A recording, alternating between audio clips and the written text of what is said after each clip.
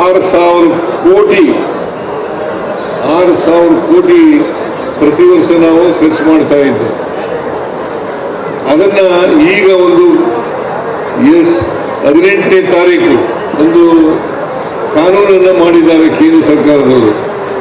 ಮಹಾತ್ಮ ಗಾಂಧೀಜಿಯವರನ್ನ ಹೆಸರನ್ನು ತೆಗೆದಾಕಿ ಅದನ್ನ ರಿಪೀಲ್ ಮಾಡಿ ಮನ್ರೇಗಾ ಆಕ್ಟ್ ಅನ್ನ ಈಗ ಮಾಡಿರ್ತಕ್ಕಂಥದ್ದು ರಾಮ್ಜಿ ಕಾಯ್ದೆಯನ್ನ ಮಾಡಿದ್ದಾರೆ. ರಾಮ್ಜಿ ಮಾಡಿದ್ದಾರೆ. ಅದರ ಆ ಕಾನೂನಿನ ರೀತಿಯ ಈಗ ಮಾಡಿರ್ತಕ್ಕಂಥ ಕಾನೂನು ರೀತಿಯ ಜನ ಏನು ಕೆಲಸ ಕೇಳ್ತಾರೆ ಆ ಕೆಲಸವನ್ನ ಕೊಡ್ಲಿಕ್ಕೆ ಸಾಧ್ಯ ಆಗಲ್ಲ. ಮತ್ತೆ ಬಡವರು, ಮಹಿಳೆಯರು, ದಲಿತರು, ಆಮೇಲೆ ಸಣ್ಣ ರೈತರು ಇವ್ರಿಗೆ ತೊಂದರೆ ಆಗ್ತಕ್ಕಂಥ ಕಾನೂನನ್ನ ಮಾಡಿದ್ದಾರೆ.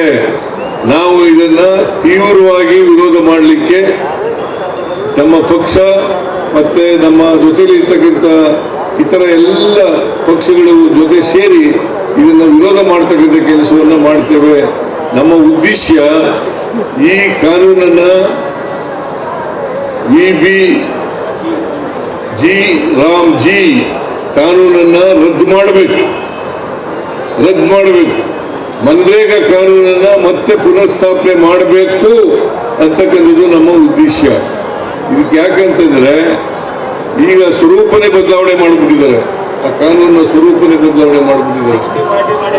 ಈಗ ಕೇಂದ್ರ ಸರ್ಕಾರ 60% ಕೊಡೋದು, ರಾಜ್ಯ ಸರ್ಕಾರ 40% ಕೊಡೋದು.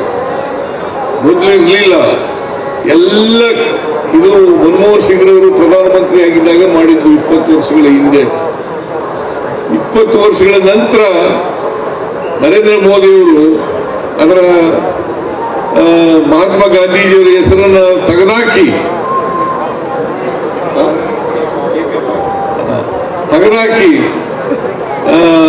ಈಗ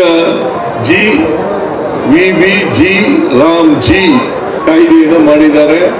ಇದನ್ನ ನೀವೆಲ್ಲರೂ ಕೂಡ ವಿರೋಧ ಮಾಡಬೇಕು. ಯಾಕೆಂತಂದ್ರೆ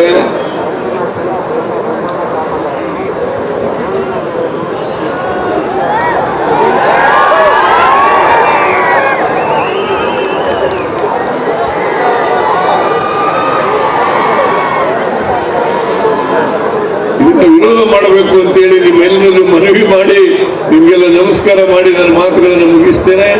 ಜೈ ಹಿಂದ್, ಜೈ ಕರ್ನಾಟಕ.